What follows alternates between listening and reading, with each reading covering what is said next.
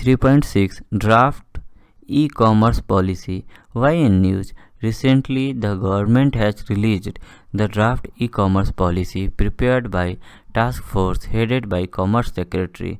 Need of e-commerce policy. Following factors necessitates better and clear policy response and coordination among various wings of the government.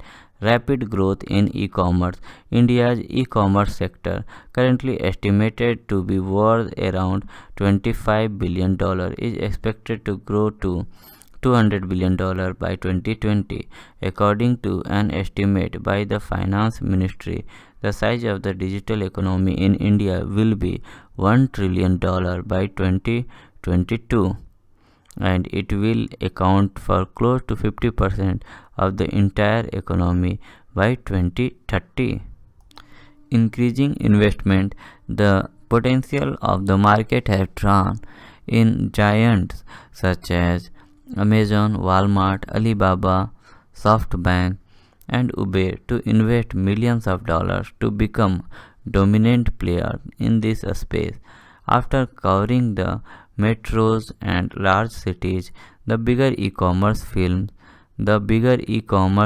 are poised to go for next phase of expansion in Tier 2 and Tier 3 towns, where the expansion of 3G and 4G networks have put consumers online. Better standing on international table. A national e-commerce policy will also enable better negotiations on multilateral issues with the World Trade Organization. Key proposals under draft. Establish Central Consumer Protection Authority. It will act as the nodal agency for intra-government coordination on e-commerce policies and hearing complaints from both the public as well as e-commerce companies.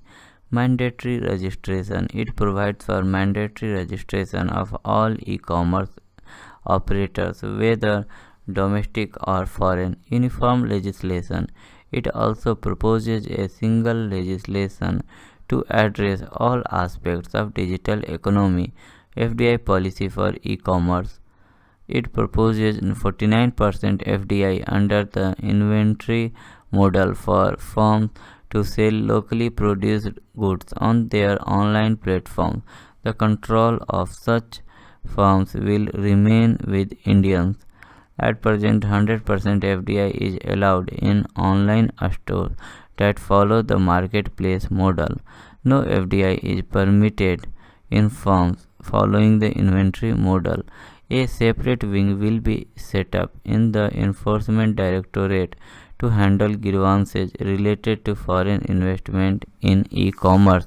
There should be differential voting rights for Indian founders with minority stakes, giving founders more control.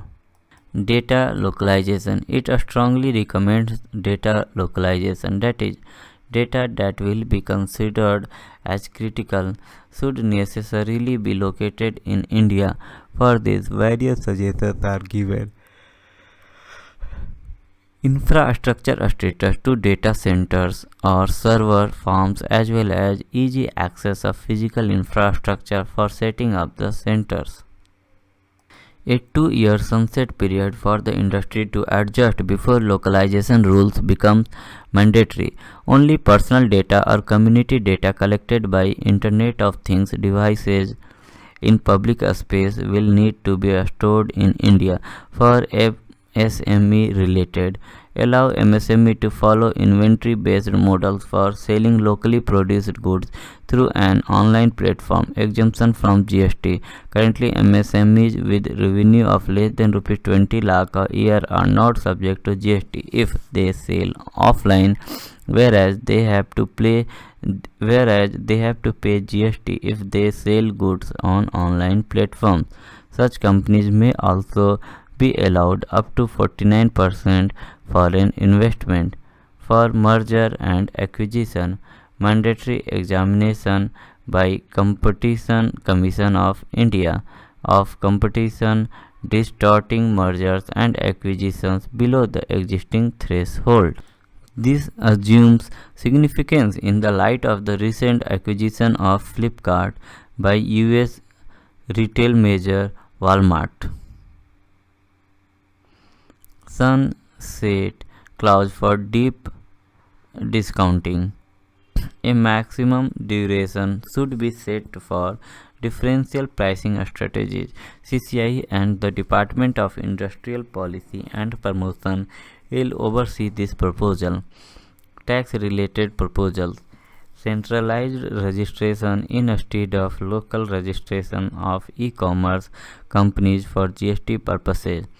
Modifying relevant GST provisions in order to create a level playing field between online and offline delivery of goods and services. Use principle of significant economic presence as the basis for determining permanent establishment for tax assessment. Regulating price distortion. Prohibits e-commerce players from directly or indirectly influencing sale prices. Prohibition of bulk purchases of branded goods like mobile phones, fashion items, which lead to price distortions. What is marketplace and inventory based model? Marketplace based model of e-commerce means providing an information technology platform by an e-commerce entity on a digital and electronic network to act as a facilitator between the buyer and seller. वहीं inventory based model क्या होगा of e commerce means an e commerce activity where inventory of goods and services is owned by e-commerce entity and is sold to the consumers directly. Benefits. The draft e-commerce policy is comprehensive and encompasses all aspects of the e-commerce business. Data privacy and taxation. A host of technical aspects such as technology transfer, server localization, and connectivity issues. The regulator will ensure consumer protection from online frauds and compliance with foreign investment caps in e-commerce. Data localization move will help private sector companies comply with the norm to store a copy of users' personal data in the country as laid down by the Sri Krishna Committee on Data Localization. It will also provide boost to MSME sector through various provisions mentioned in policy, which will lead to revenue as well as employment generation. The 2-year sunset clause for data localization will provide some time to the domestic industry to prepare for the data storage procedures before actually imposing the legislation. It will be able creating a level playing field for foreign and domestic players in the Indian market. Challenges और issues क्या है देख लेते हैं. Challenges और issues. The logic of protecting domestic industry against foreign giants with deep pockets is against the principle of liberalization. Data sharing and localization will create issue of intellectual property rights of companies and will have significant impact on the way they do business. Issue of discount. The issues of discount में देख लेते हैं. Restriction on discounting by e-commerce players to protect offline players are overstated given in Indian groceries and food market, which makes up half of India's retail spend. Online players account for less than 1% of the market. Setting a price floor can also impede local players from offering attractive deals. Curb on discounting has already been tried in the past and might not be easily implementable. Introducing unnecessary regulations could result into slowing down of yet another sector. With online discount call, the consumer will lose out. It will put restrictions on retail strategies of e-commerce measures. Certain states have protested against the center's intrusion by framing laws for retail, which remains a state subject. Coordination between various ministries like Ministry of Commerce and Ministry of Electronics and IT is an issue because of contradictory views on the matter. Way forward, a state government must be taken a board for policy formulation and implementation. The regulation of e-commerce transactions should be left to the Competition Commission of India rather than making vague regulations which are open to abuse. The policy must be facilitating ease of doing business with minimum regulation and should offer a level playing field to foreign and domestic players. 3.7 Global Digital Tax Rules.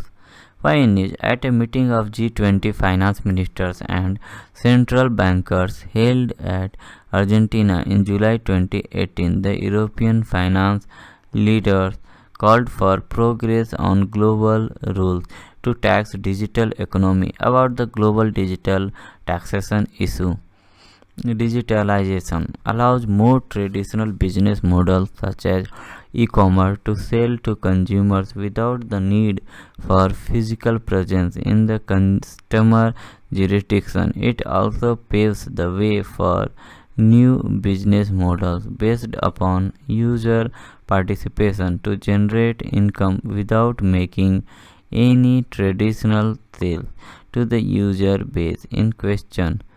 For example, social media businesses that generate revenue through advertising sales. Currently, international laws provide for the companies to be taxed in the jurisdiction in which they have a physical presence instead of end-user based taxation. However, digital businesses generate revenues from markets without a significant physical presence in a country but do not pay taxes there. These weaknesses create opportunities for base erosion and profit shifting, which require a need to ensure that profits are taxed where economic activities take place and value is created. UN Committee of Experts on International Cooperation in Tax Matters, in their October 2017 report, Tax Challenges of Digitalization, also emphasized for a stronger action. Committee's position was based on the fact that developing countries are often the main source of tax revenue loss in the digital economy, as they provide a substantial consumer and user base, but are less likely to host digital economy businesses. An OECD report identifies three common features of highly digitalized business: cross-jurisdictional scale without mass, a heavy reliance on intangible assets, especially intellectual property, and the importance of data, user participation, and their synergies with IP. Case of recent digital tax disputes. In Ireland, European Commission found that Apple paid 0.005% to Irish tax authorities in 2014, far below the corporation tax rate of 12.5%, which led to the tax dispute between the two. Significance of the move. Digital companies operating across borders would have to pay taxes where their users are located rather than just where they have a physical presence. European Commission in March 2018 proposed new rules to ensure that digital business activities are taxed in a fair and growth-friendly manner in the EU. Under the proposed rules, the multinational digital companies with significant digital revenues in Europe will have to pay a 3% tax on their turnover on various online services. Many jurisdictions have begun to introduce unilateral rules to tax digital economy. For instance, in 2016, France extended its tax on the distribution of audio-visual content to include online video on-demand services that are provided for free but monetized through advertisements shown to viewers. Italy has adopted a levy on digital transactions that is expected to become effective from 2019, aiming to ensure level playing field between digital and traditional businesses and capture activities presently uncaptured by corporate tax rules. Tax authorities in Saudi Arabia and Kuwait have introduced the concept of a virtual service permanent establishment, which is deemed to exist even with no physical presence in the countries.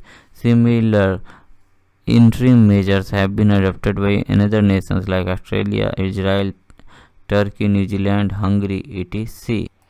The OECD and G20 nations constituted the BPS project and BPS project that typically target tax strategies aimed at artificially shifting profits to low or no tax jurisdictions. Action Plan 1 of this project deals with the tax aspects of the digital economy. International bodies such as OECD are working on longer term ideas about how to revamp tax on digital earning and will build a global consensus on the issue by 2020. India's position in India, the digital economy is pegged at about $450 billion and is expected to grow to over 1 trillion in the next 3-4 years. The expansive digital world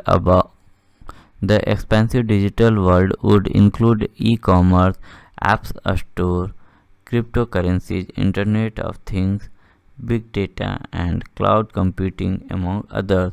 In budget 2015-16, a 6% equalization levy was introduced to bring to tax payment made for online advertisement services. The 2018-19 budget proposed to suitably amend the Income Tax Act to tax digital firms. However, as the existing double taxation avoidance agreement are not covered under the proposed changes, it will require India to renegotiate tax treaties.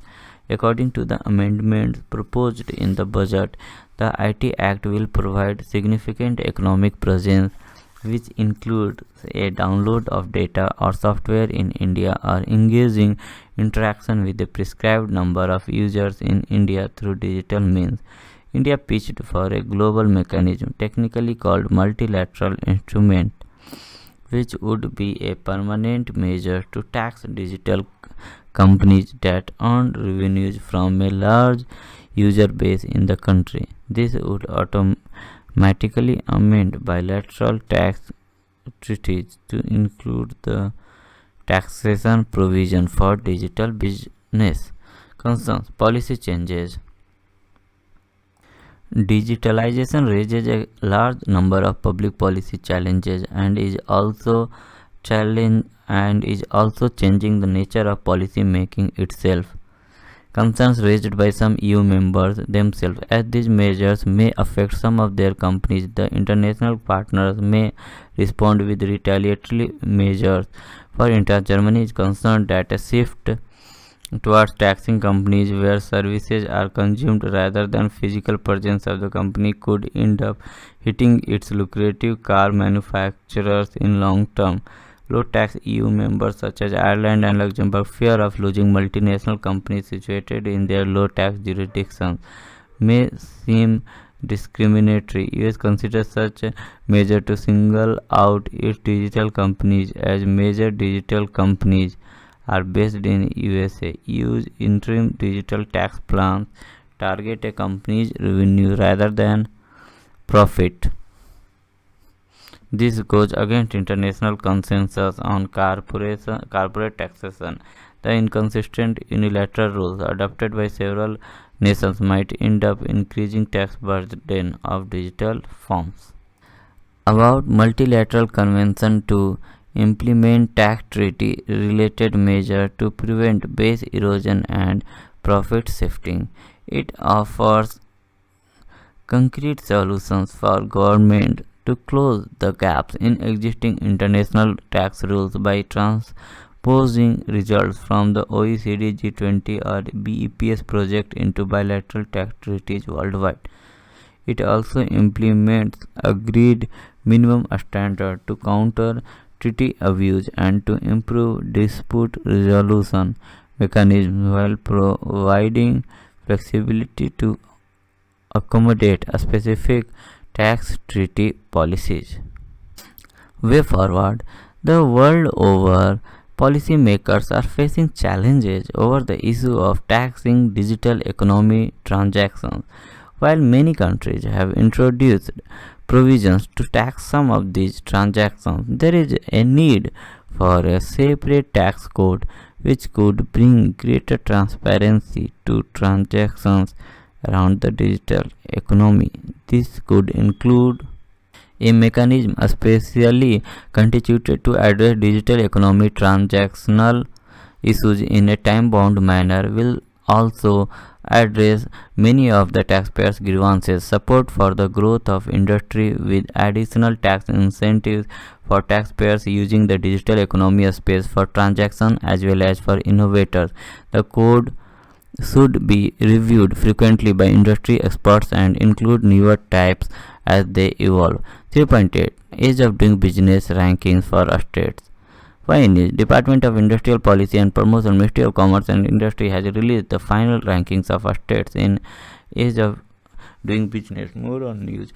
In third edition of the annual ranking of all states and UTs under the Business Reform Action Plan conducted by DIPP and the World Bank, Andhra Pradesh stood to be the best in India to do business. Telangana and Haryana in second and third spots, while Meghalaya stood last at 36th position. Jharkhand and Gujarat stood 4th and 5th respectively.